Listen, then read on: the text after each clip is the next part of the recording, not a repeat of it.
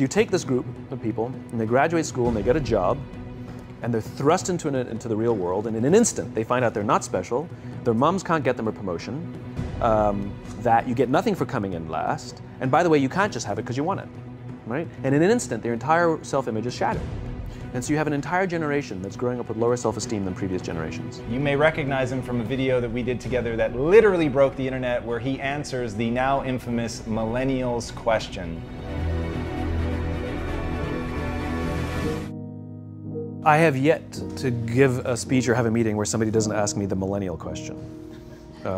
What's the millennial question? Apparently millennials as a generation, which is a group of people who were born approximately 1984 and after, are tough to manage. And they're accused of being entitled and narcissistic, self-interested, unfocused, lazy. But entitled is the big one. And because they confound leadership so much, what's happening is leaders are asking the millennials, what do you want? And millennials are saying, we want to work in a place with purpose, love that. We want to make an impact, you know, whatever that means. We want free food and beanbags. And so somebody articulates some sort of purpose, there's lots of free food and there's beanbags, and yet for some reason, they're still not happy. And that's because they're missing, there's a missing piece. What I've learned is that I can break it down into 4 pieces, right? There are four things, 4 characteristics. One is parenting, the other one is technology, the third is impatience, and the fourth is environment. The generation that we call the millennials, too many of them grew up subject to, not my words, failed parenting strategies, you know? Where, for example, they were told that they were special all the time. They were told that they could have anything they want in life, just because they want it, right? They were told, some of them got into honors classes, not because they deserved it, but because their parents complained. And some of them got A's, not because they earned them, but because the teachers didn't want to deal with the parents. Some kids got participation medals. You got a medal for coming in last, right? Which the science we know is pretty clear, which is it devalues the medal and the reward for those who actually work hard, and it actually makes the person who comes in last feel embarrassed because they know they didn't deserve it, so it actually makes them feel worse, right? So you take this group of people, and they graduate school, and they get a job, and they're thrust into the real world, and in an instant, they find out they're not special, their moms can't get them a promotion, that you get nothing for coming in last, and by the way, you can't just have it because you want it, right? And in an instant, their entire self-image is shattered. And so you have an entire generation that's growing up with lower self-esteem than previous generations. The other problem, to compound it, is we're growing up in a Facebook, Instagram world. In other words, we're good at putting filters on things. We're good at showing people that life is amazing even though I'm depressed, right?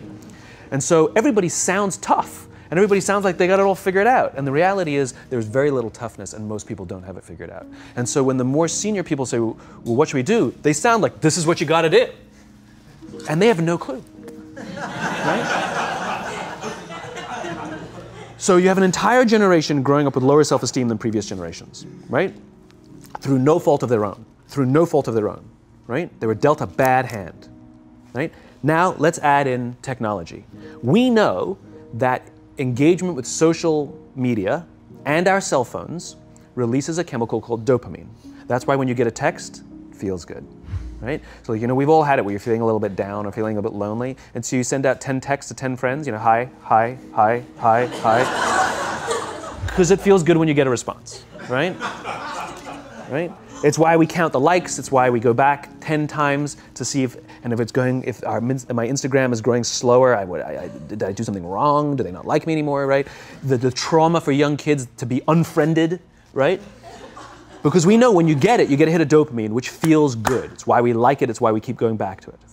Dopamine is the exact same chemical that makes us feel good when we smoke, when we drink, and when we gamble. In other words, it's highly, highly addictive, right? We have age restrictions on smoking, gambling, and alcohol, and we have no age restrictions on social media and cell phones, which is the equivalent of opening up the liquor cabinet and saying to our teenagers, hey, by the way, this adolescence thing, if it gets you down,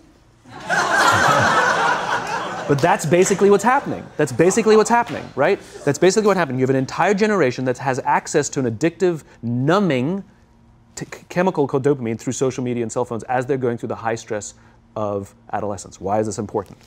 Almost every alcoholic discovered alcohol when they were teenagers. When we're very, very young, the only approval we need is the approval of our parents. And as we go through adolescence, we make this transition where we now need the approval of our peers. Very frustrating for our parents, very important for us. It allows us to acculturate outside of our immediate families into the broader tribe, right? It's a highly, highly stressful and anxious period of our lives, and we're supposed to learn to rely on our friends. Some people, quite by accident, discover alcohol and numbing effects of dopamine to help them cope with the stresses and anxieties of adolescence. Unfortunately, that becomes hardwired in their brains, and for the rest of their lives, when they suffer significant stress, they will not turn to a person, they will turn to the bottle. Social stress, financial stress, career stress, that's pretty much the primary reasons why an alcoholic drinks, right? What's happening is because we're allowing unfettered access to these dopamine-producing devices and media, basically it's becoming hardwired, and what we're seeing is as they grow older, too many kids don't know how to form deep, meaningful relationships. Their words, not mine. They will admit that many of their friendships are superficial. They will admit that their friends, that they don't count on their friends, they don't rely on their friends, they have fun with their friends, but they also know that their friends will cancel on them if something better comes along. Deep, meaningful relationships are not there because they never practice the skill set, and worse, they don't have the coping mechanisms to deal with stress. So when significant stress starts to show up in their lives, they're not turning to a person, they're turning to a device, they're turning to social media, they're turning to these things which offer temporary relief. We know, the science is clear, we know that people who spend more time on Facebook suffer higher rates of depression than people who spend less time on Facebook, right? These things balanced. Alcohol is not bad, too much alcohol is bad. Gambling is fun, too much gambling is dangerous, right? There's nothing wrong with social media and cell phones. It's the imbalance, right? If you're sitting at dinner with your friends and you're texting somebody who's not there, that's a problem. That's an addiction. If you're sitting in a meeting with people you're supposed to be listening to and speaking, and you put your phone on the table, face up or face down, I don't care, that sends a subconscious message to the room that you're just not that important to me right now, right?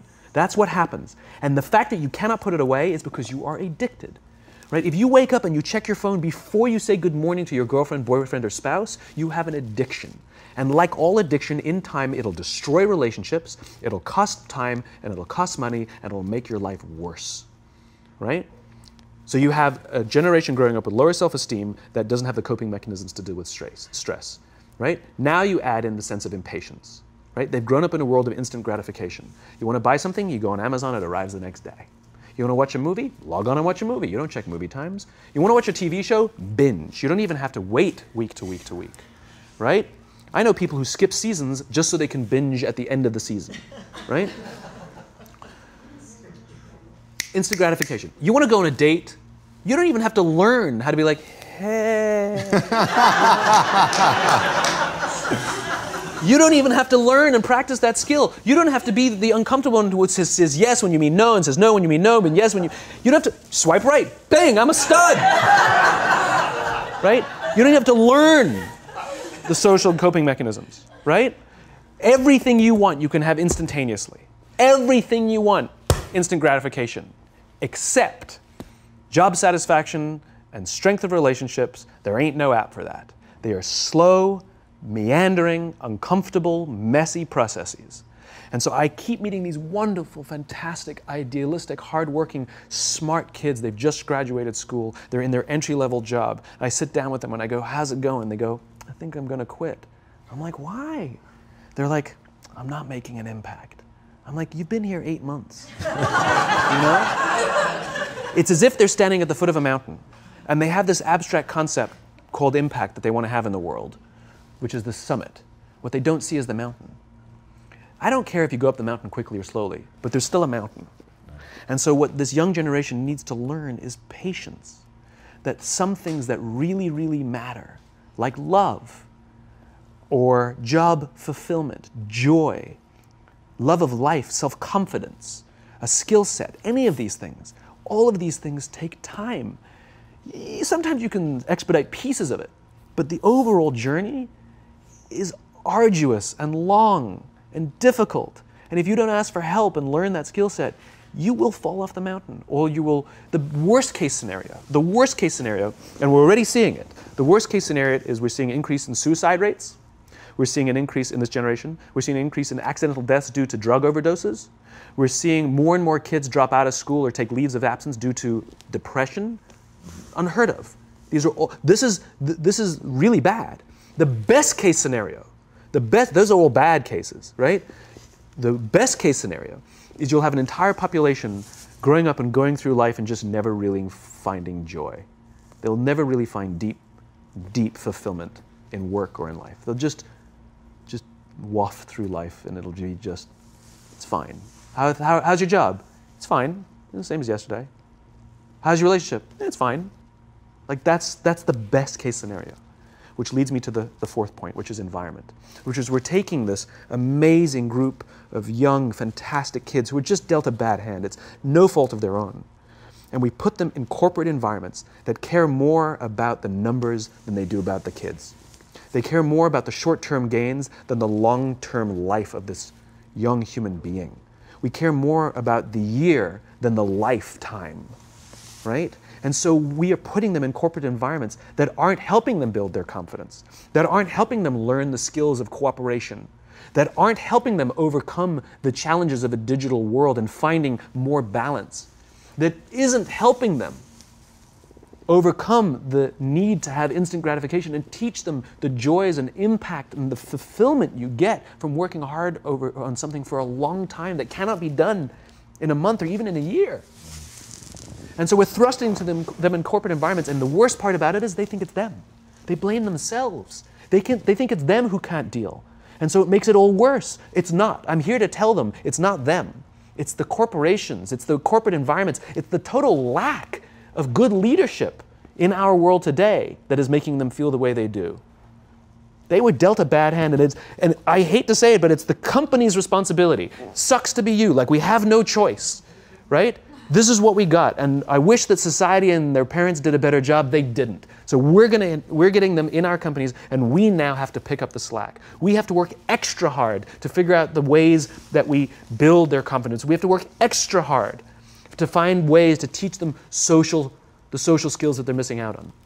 There should be no cell phones in conference rooms. None. Zero.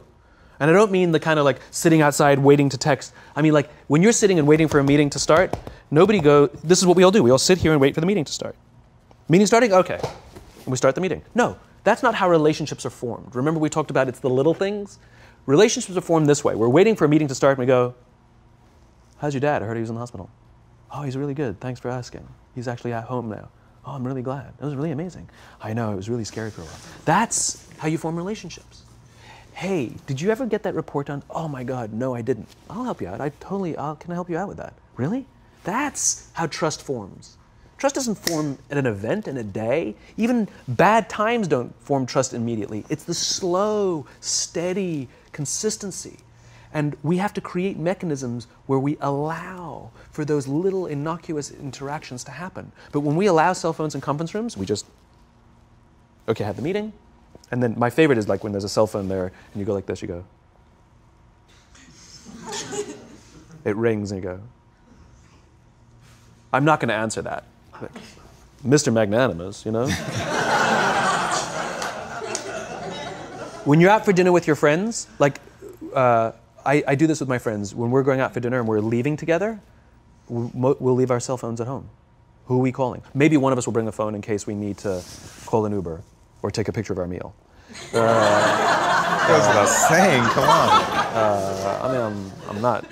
I'm an idealist, but I'm not insane. You know? Not a heathen. I mean, it looked really good. We'll take one phone. And so it's like an alcoholic. The reason you take the alcohol out of the house is because we cannot trust our willpower. We're just not strong enough. But when you remove the temptation, it actually makes it a lot easier. And so when you just say, don't check your phone, people literally will go like this. And somebody will go to the bathroom, and what's the first thing we do? Grab the phone, because I wouldn't want to look around the restaurant for a minute and a half, you know? But if you don't have the phone, you just kind of enjoy the world. And that's where ideas happen. The constant engagement is not where you have innovation and ideas. Ideas happen when our minds wander and we go, and you see something, I bet they could do that. That's called innovation, right? But we're taking away all those little moments, right? You should not, and none of us should charge our phones by our beds. We should be charging our phones in the living rooms, right? Remove the temptation. You wake up in the middle of the night because you can't sleep, you won't check your phone, which makes it worse. But if it's in the living room, it's relaxed, it's fine. But it's my alarm clock. Buy an alarm clock. They cost $8, right? I'll buy you an alarm, right? But the point is we now, in industry, whether we like it or not, we don't get a choice. We now have a responsibility to make up the shortfall and to help this amazing, idealistic, fantastic generation build their confidence, learn patience, learn the social skills, find a better balance between life and technology. Because, quite frankly, it's the right thing to do. Simon, thank you so much for coming on. My pleasure. Thanks for having me. Thank you for coming. That was incredible. Absolutely amazing. Where can they find you? It's ironic, isn't it? Well, you can find me on social media. When you're not in a meeting. So yeah, I'm in all the usual places. But I will tell you one thing. So I have a new book coming out in September. It's a thinly veiled plug, but what's You've made them very happy. But what's special about it is I wanted to produce something that that no digital format could reproduce. Interesting. And so it's an illustrated quote book. It's beautifully illustrated. I was very sort of pushy about this, that I didn't want the illustrations done on a computer. They were done by hand.